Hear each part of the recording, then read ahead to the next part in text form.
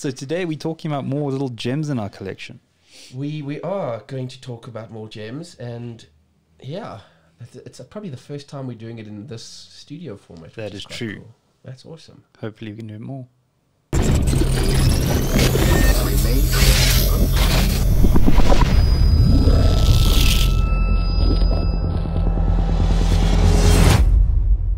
Off to a shaky start. Try and get creative with it. Ooh, The only you're time. nailing the sound effects today. I keep forgetting that we have them at our disposal. So. Yeah, we'll get there. I also totally forget. And I'm always scared I hit the wrong sound effect. So It could bring its own comedic effect in doing so. So yeah, man, sounding off. I think one of the first. I've got two of them, so I thought maybe let's sound off with the first one, given the sheer size, volume, and scope, and then one maybe. yeah, Cool. do it. I'll just move this out of your way for now. So the thing that inspired me to talk about these jewels in the collection, the Marvel Vault, and I have both the Marvel and the DC Vaults in my collection. And like it says on the cover, it is a museum in a book. So it was by Roy Thomas and Peter Sanderson. They came up with the idea. And I don't know what inspired them. I don't know if they did like a clean out at Marvel. Because Marvel definitely did this first. And then DC said, we're not going to Followed suit, yeah. But basically, it really is a museum in a box. And I thought I'd give it to you to kind of flip through and look through.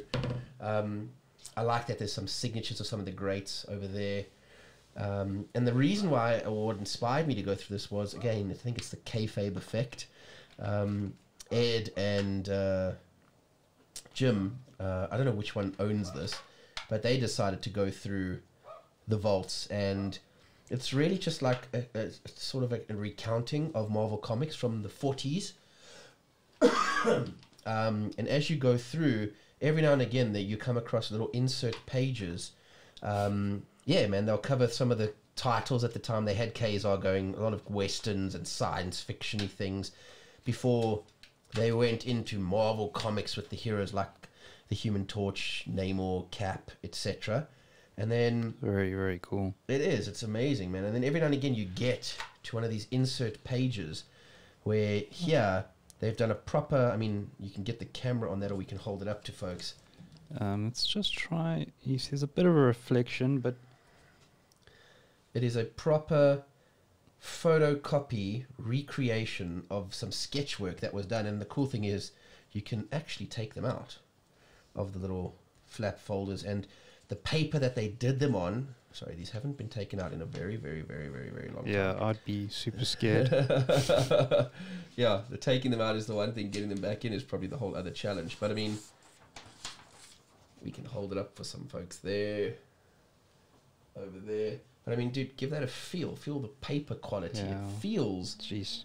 old and ancient, and the recreation is so good. It looks It doesn't look like a photocopy at all. right. But yeah, man. So and you can see there was a proper photo because it's actually got a product number in the bottom corner. So I just love that. And as you flip through the vault, you get down to at some points they've got like old. Obviously, it was probably like fanfare material that they would send to regular readers or people who would write in to Marvel. They would send badges, postcards, stickers, whatever it is. So as you flip through, you can see here's some of the postcards and Yes, other that's sketches that they had. Over here, there's some actual original synopsises for a story from Fantastic Four with some of these Christmas greeting cards that obviously they would send to fans, etc. And as you go through the book, like here, join the Marvel or whatever fan club, and you would get a Merry Marvel certificate to say that congrats, you're like in the fan club now. You would get given a collector's or your membership card with your name printed on it, etc. So as you go through the book and as things happen, they have the story on the giving you bits of history with some great pictures from the era, comics at the time, the Howard the Duck movie came out, so that's over there. And then on the side, just again, more insert stuff that they were obviously sending through. If you went to visit Marvel, there's a representation of the visitor card you would be given, etc. It's just it's so awesome for that. That's super cool, man. Yeah, I don't even actually have words, because, like, you know, the problem is when you often see things like this. I know, like, you know, sometimes that they feel very gimmicky. And here they would explain underneath those inserts what you're actually seeing. Okay, that makes sense now, because I was like, but yeah, no, it totally makes sense. But yeah, and a lot of these things feel like super gimmicky when you see them advertised. Yeah. But this is cool, dude. Like, you know, like this almost doesn't feel like something you would give a kid because of all like the reproductions and stuff. So Totally. And I mean, at the time, when this first came out, and I was working at the comic shop in Edenvale, coming up on my birthday, and I don't know what inspired her or what gave her the thought process, but the owner of the shop, sweet old lady, I had decided, yeah, this is going to be my birthday present for that 1 year. Excuse me. And I was like blown away, because this thing, Jesus, these were a couple $1,000. yeah, And I was just like, oh my God. And I think she gave it to the store manager on his birthday. So she's just, I don't know if it was like her theme for that year. This was the birthday present. And then, like I said, soon afterwards, DC came up with their one. And lucky for me, it was either a year or two later, on my next birthday, I got given the DC Vault that's awesome. as my birthday present. So proper little gems, and they sit on my one shelf down in the bottom corner because of their irregular size. It's the only place I could really store them.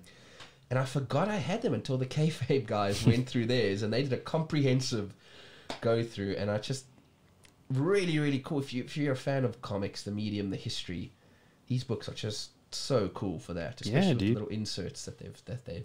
I've always heard about the vaults, but I've, like you said, I've never taken a look inside. So I'm super blown away. Awesome. Super cool, yeah. So that's the first one, the Marvel Vault. I thought they'd show that off, and we'll get to the DC Vault too. But over to you. What's one of your first little gems in your collection? So, dude, this is a bit of a shout out / a couple of things. We've often spoken about our awesome experience with Comic-Con Africa last year. And, you know, a friend of ours, shout out to him, Johan, really like hooked us up with some really cool experiences, getting to meet the artists and stuff. But there was an event that was held, and you sadly missed it. Let me sanitize for everyone out there. Look at that, folks. Huh? I'm doing my part. But dude, Yeah. so what they did is, it was the night before Comic-Con started, if I'm not Yes, mistaken. It was at an event, and it was like a charity event that they had, and it wasn't like a wide advertised. yeah, it was a really small, intimate thing, and I was really surprised at how small the turnout was, but happy Maybe at the that was same some- time. Yeah, happy but sad on the one note. Yeah. And not everyone was there, but basically, like I even remember David Mack wasn't there, and I think his he had girlfriend, he stuff. had a deadline, dude. He actually was finishing a piece off in the hotel. It was insane. But a lot of the guys were there, like Jesus Marino. You know, I can't even think of there was a Disney artist that was there. I've forgotten his name. Yes, I know who you're talking about. We should have had a Comic-Con guide that we Yeah. both had the program, and we've got all those names. And even, man, what's his name? Our local artist. Why have I gone blank? Isaacs, wasn't Yeah, it? Isaacs? Isaac's arrived there a little bit later, and he like stayed late, dude. He really made up for it, and he was really interacting with people. It was really cool. Nice. Yeah, I've heard Sean is a very decent guy. That, yeah, you can catch him at any con or anything, and he's always willing to sit, talk to people, give sort of his accounts of the industry. I've actually come across 1 or 2 YouTube videos now as well with him. I think it's possibly linked to Comic-Con, him talking about, being in that industry, getting into the industry, and then getting to work for the big two, Marvel and DC and stuff. So that's it. So I don't remember the exact mechanism, but the idea behind the night is that you basically bought like not a raffle ticket, but sort of like that, which was donated to X, Y, and Z. I don't remember exactly what. It was like that animal shelter, if I'm not mistaken. But anyway, Yes. and then what you would do is you get this card. They would randomly get called up, and you'd get to you could try be sneaky and pick an artist that you wanted, but you got sat down with the artist. And what they did is they had Comic-Con Africa coasters, right? Like, because you'd also get a beer with it if you wanted one. And then they did in there, you put them on the spot and gave them a character, and they drew you a character. They sketched you a character on the spot. Very cool. I was lucky enough to get Jesus Marino to draw Zatanna, surprise, which he later on then, That's cool, man. he did that cover sketch for me. Yeah. I feel bad. Let me try and run this. I don't even know how you do it. Does that record? It records. Look at that. Whoa, Zatanna. Whoa, creative building. Whoa, look at me. Whoa, look at Mark. But yeah, dude. So, and I feel really bad. I've forgotten the gentleman's name. He did Wonder Woman for Kira, and then he did another character that eludes me. Okay, that looks very almost kind of something out of the Endless when I look at that. If I'm not mistaken, and shame, fans out there are going to probably stone me, but he, I think, is like a more of an anime sort of artist, and I've forgotten his name. He was a foreign guy, but also hard to talk to, obviously, because of the language barrier, but also super fun, dude. And the general vibe, I also brought it up because of what's happened with Comic-Con now, with the new news of it. They're attempting the online thing, but it was just such a cool experience, man. And so out of nowhere, where you got to sit down and like chat to artists for a little bit. It was super casual. They were all sitting there eating dinner. You also have to find the balance, not trying to bug them while they were eating and stuff. Sure. But yeah. it was just a total social hangout. So, and it was so much fun, man. Like, and I think on that note, and what you're saying about what folks are trying to do with Comic Cons, not just here but internationally, is that is the biggest loss for me. Is you don't have that kind of interaction like you could have at an event like this, or even walking up and down the artist alley. Yeah. And dude, I get it. People are, trying their best with what they have, but it's not the same. I think they're punting a lot of the panels and things like that they're going to do, but like I say, you don't get that one-on-one artist. And I was hopeful, dude. I was hopeful that Comic-Con Africa would make it, because I was hoping that it would be out of that zone. But I mean, sure. The problem is there's decisions that have got to be made well in advance. And I don't think it's entirely their fault. 100%. We just don't know if international travel will be allowed. Therefore, we would like to have X, Y, and Z artists be there and attend, and they can't because they just can't travel here. So it's sad overall. And I get what they're trying to do. They're still trying to have something, but my personal feeling is it feels forced. It feels, almost like a knee-jerk, let's try and make some money out of this thing. Just can the thing for whatever everyone will understand, and let's just try and do it next year. That's my... Yeah. But it's interesting, dude. There might be like funds that have already been allocated and spent. So canning it, sure. they'll take even more of a knock. So it might be something to consider. But I hear you, dude. Again, I can only speak for myself, but I'm not interested. I don't want to necessarily attend or pay some online. I just don't think I'm sold on the online event thing yet. That's just me. Yeah, I'm being open, sort of cautiously optimistic, and seeing what they did. But in that same breath, and this kind of motivates what you said, but I mean, the recent Sony event that I told you about that I streamed, dude, everyone's like, oh, they did exactly what they need to. And to me, it felt forced. It was weird. Like, they'd play this trailer, and then there'd be like this pre-recorded interview, this guy going, I hope you enjoy the next thing. And I know everyone's new to this, but to me, live streaming events is actually quite an old thing. So there is ways to bring like energy and stuff. Apple have been live streaming their various launches for years. Yeah. People have been making a joke about that, because they've got the Worldwide Developers Conference coming up 22nd of June, which is when they release a lot of the app development stuff. But even though it is streamed live, like you said, there is still people in the audience. Yeah, true. 100%. So it's like, they don't know how they're going to do that, if they're going to be like, it's just talk to fake people, because you've got nothing you're feeding off of people clapping and stuff. True. So it's interesting to see how they're going to go about it, if they're going to pre-package something, or if they're going to do it live, or... Well, something that's kind of linked to a lot of the sports, various leagues and stuff that were postponed and now trying to restart under closed doors. And the same thing came up there, is you have these teams playing in a massive 60,000, 100,000 capacity arena or stadium empty seats. Like, what do we do? How do we fill it? And a lot of the talk is that they're going to pipe through recorded crowd sound, cheers, etc., to try and create an atmosphere for the players. And it is sad because if you think about it, there's a lot. I don't know how to say this. That you know that especially sportsmen on the field. There's that saying that when you're so amped up on adrenaline, all that, like guys have known to be broken their fingers and they just keep going because it's that last push, that last thing and that's the crowd pumping you and hyping you up, and there's this whole bunch of juices of energy happening that you can't recreate. No. That creates these legendary events. This guy scoring in the very last dying seconds, and it's like, how does that all happen now? Exactly, and I think it's such a pity, and I think it's needed to bring those things back because people need some form of different live kind of entertainment. I think worldwide here in this country in particular, we love our sport. So they do need to bring it back, but that X factor, the crowd, that nuance, yeah, totally. It's so sad that that's not there. And again, you take it out of something like motor racing, Formula One racing, fine, because these guys are so in the zone. I doubt they hear anything over the roar of their engines 100%. Anyway.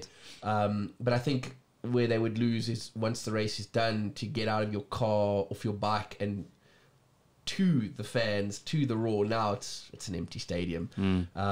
But totally, man, I'm with you. Something like a golf, so what? The crowd's not there to watch me or clap me on or whatever.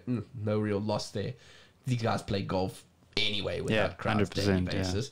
But it's the likes of, I think, the tennises, the soccers, the rugbies, those types of things, cricket even, baseball, basketball, to now play in these empty arenas without that crowd willing you, pushing you.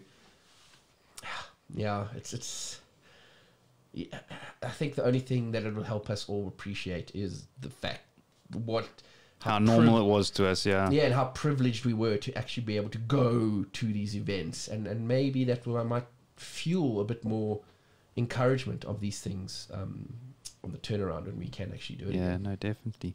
But dude, so going back to these coasters, there's another reason I brought them up. Is that, again, I know I drive this every episode we do this, but it's just to show that anything can be special and collectible because it represents a memory. Yeah. And you had some nice ones by the sound of it.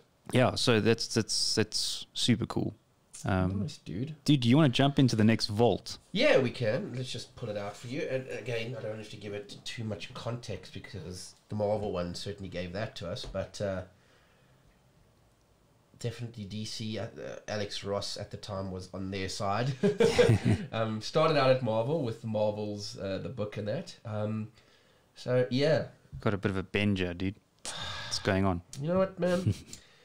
I'm kidding. I'll take it for what it is. I mean, there you got some scuffing from the rings. It is what it is, man. But similar format, dude. They took the page and they said, well, we potentially have more history because we're DC and we were out in the 30s and 40s with our characters. So you get a nice little introduction over there, some old school shots and pictures, talking about the comics, how they were at the time. And there's really a lot of this. And then again, just like Marvel did, you get to a certain point and there you've got... yeah, that's super cool. Totally cool. Yeah, what I do like, dude, this might sound weird, but I'm glad that people took their heads out of their asses with egos and stuff. And, someone like Marvel didn't be like, oh, you're copying us. They kind of just let it happen because it's history, like they made the exception. I think that's cool. Totally. And again, like with the Marvel one, brilliant reproductions of that kind of stuff. An explanation that's just underneath it, so you have context there. Here's some clearly photographed certificates and things like that fans would get signed, numbered, etc. You were part of the Superman fan club, etc., etc. Here's some reproductions of some scripts and everything over there. So it's